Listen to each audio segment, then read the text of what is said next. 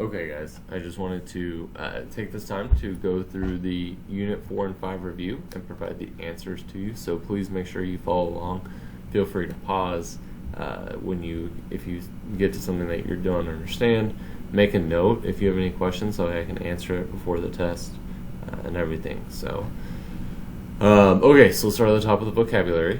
The entrepreneurship is the idea of starting a business and owning it. Okay, so if you have that entrepreneurial idea to start a business, that's what that is. Sole proprietorship is a business structure that is owned and run by a single person. There's no legal separation between businesses and the individual for sole proprietorship. Okay. Partnership is similar to a sole proprietorship, except that there are multiple owners. Okay, so same thing as sole proprietorship, just with multiple owners instead of one person. A corporation is a legal separation between businesses and owners. Owners are issued stock based on ownership percentages. There's also limited liability for the owners. Okay.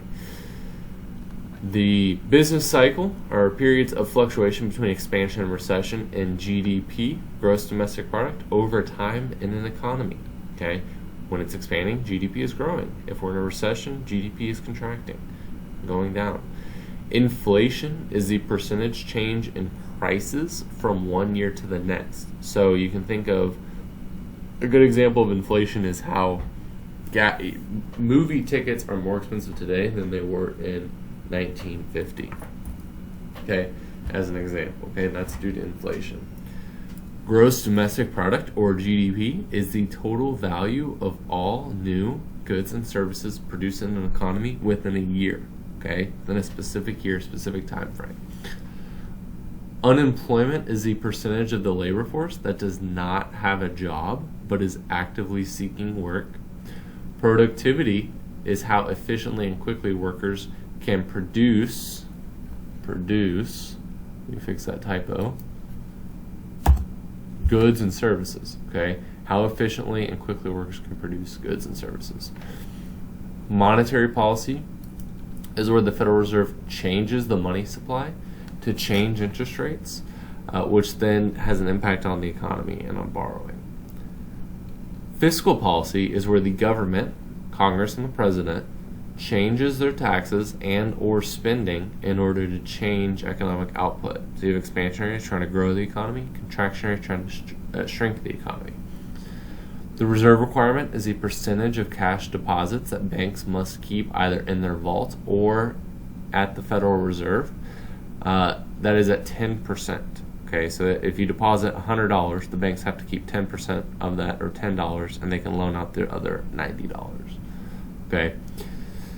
Open market operations is the buying and selling of assets, usually U.S. government bonds, by the Federal Reserve from banks. Okay, they're buying and selling those things as a way to put money into the system and or take money away.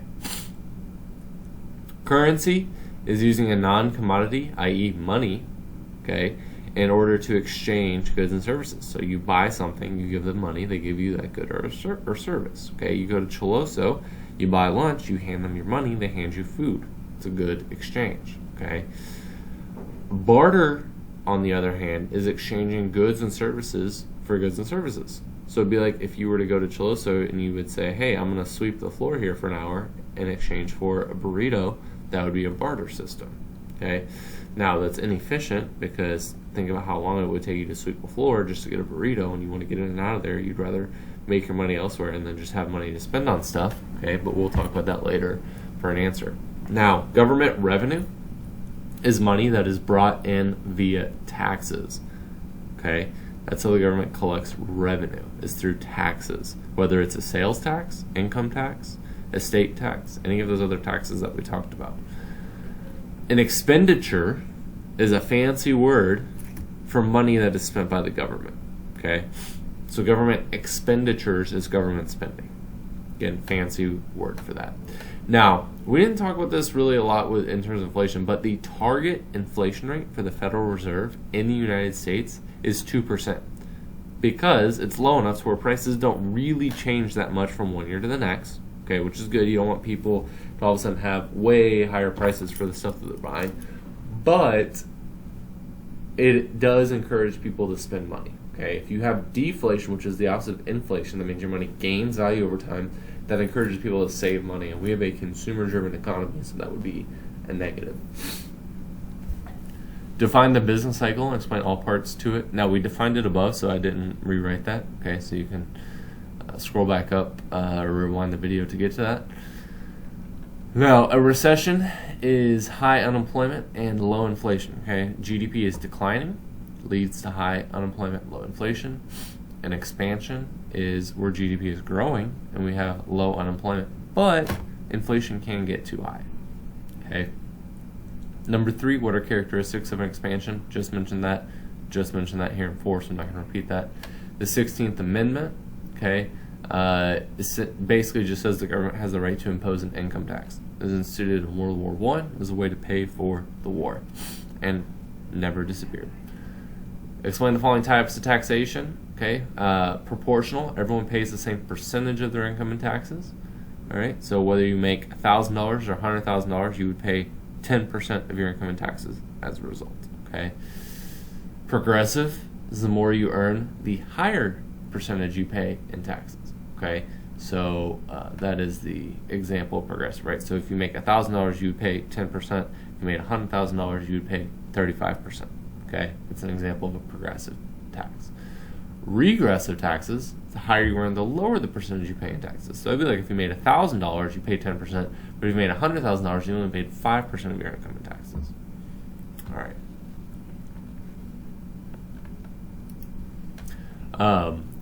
Now, there are 3 different types of taxes. You have your income tax, that is money that is taxed on your income. We all pay it if we have a job. Okay. Sales taxes, money that is taxed on the purchase of goods and services. So when you go to Target, Kroger, or any of these other places and you buy something and you have the sales tax, that's money that's you pay that tax on the value of the things that you purchase. A flat tax, there's not really any examples of a flat tax in the United States. It's the same as a proportional tax. It's where everyone pays the same percentage of their income in taxes. Okay. Now, following programs: Social Security is to provide income for retired citizens. All right, guaranteed basic minimum income. Medicare is to provide health insurance to retired citizens. These programs are paid for through payroll taxes. Okay, so basically, when you see those payroll taxes coming out of your paycheck, that's what they're going towards. Okay.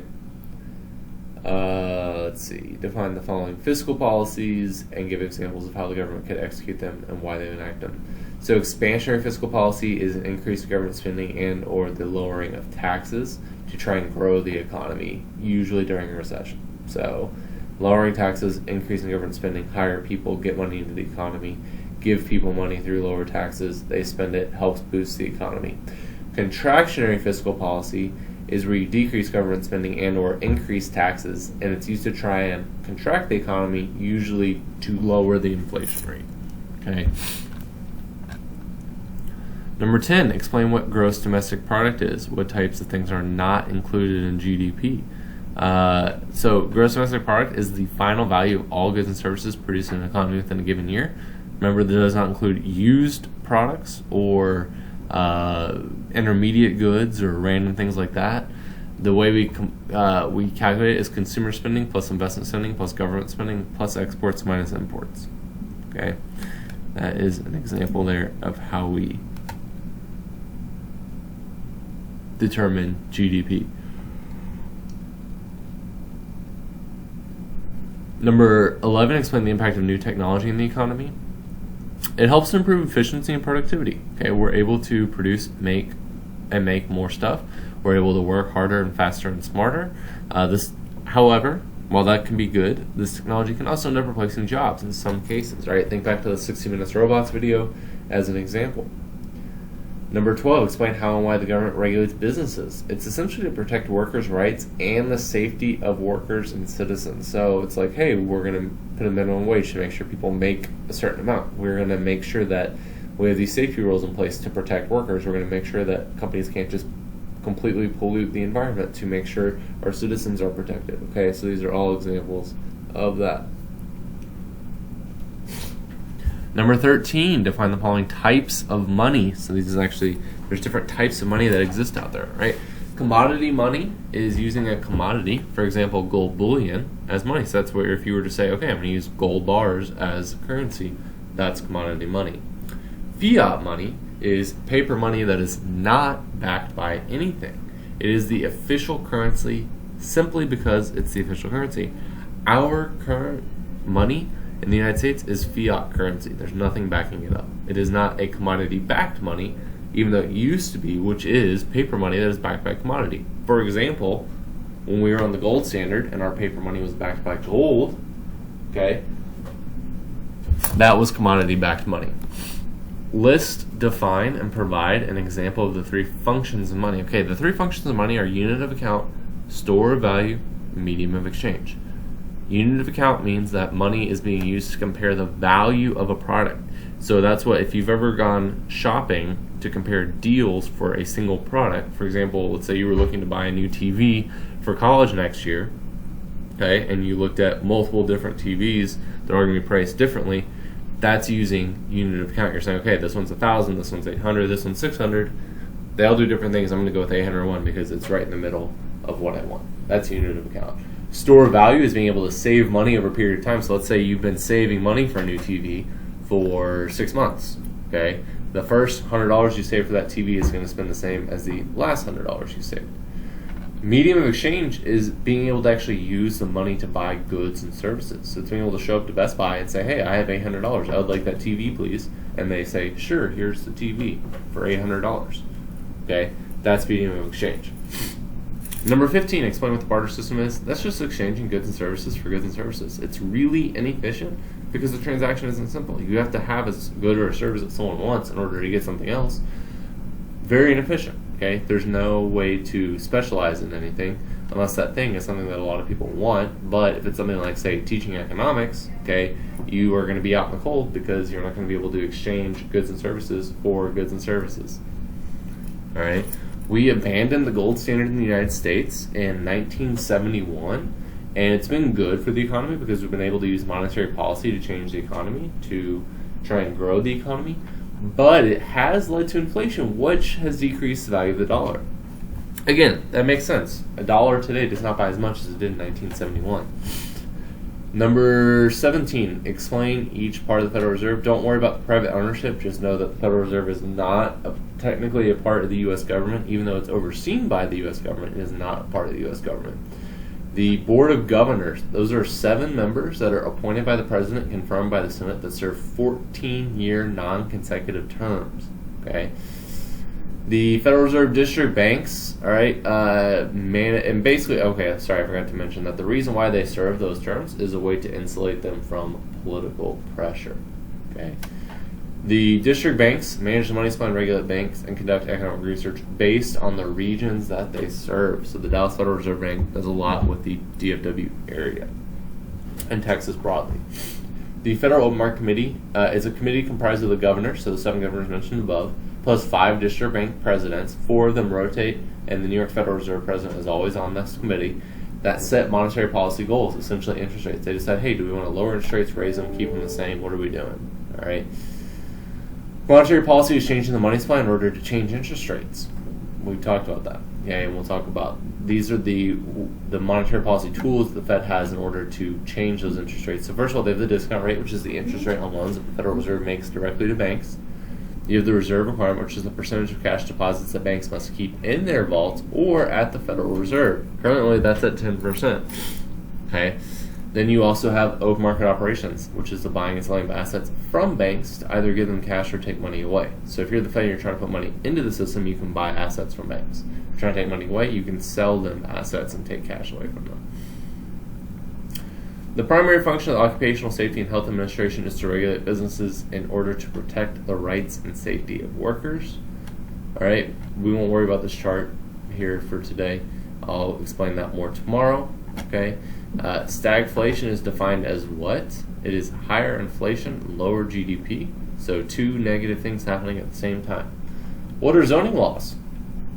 I know it's random, but it has to do with regulating businesses. So they are city laws that dictate what buildings can be placed where. Where can you build houses? Where can you build apartments? Where can you build restaurants? Where can you build gas stations?